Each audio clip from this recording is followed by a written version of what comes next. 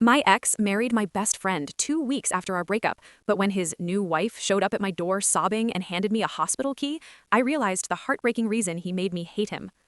I watched my brother's best friend, Leo, marry another woman on the same day he was supposed to propose to me. We had been together for 5 years, planning our entire lives around a small house with a wraparound porch. Then, out of nowhere, he sent a single text saying he didn't love me anymore. 2 weeks later, there were pictures of him at the courthouse with Sarah, a girl we barely knew.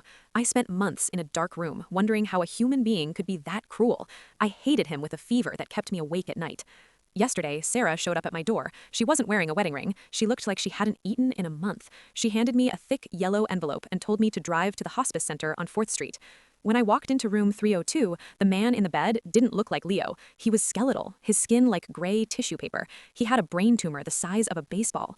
Sarah whispered that the marriage was a legal sham. Leo knew he was dying, and he didn't want me to spend my 20s as a grieving widow. He wanted me to hate him, so that when he passed, I would feel relief instead of a broken heart.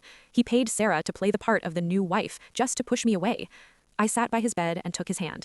It was so light, it felt like it might float away. He opened his eyes, saw me, and started to cry. He whispered that he was sorry for making me the villain in his story, but he couldn't let his death kill me too. He passed away 3 hours later. He died thinking he'd saved me from the pain, not realizing that loving him was the only thing that ever made me feel alive.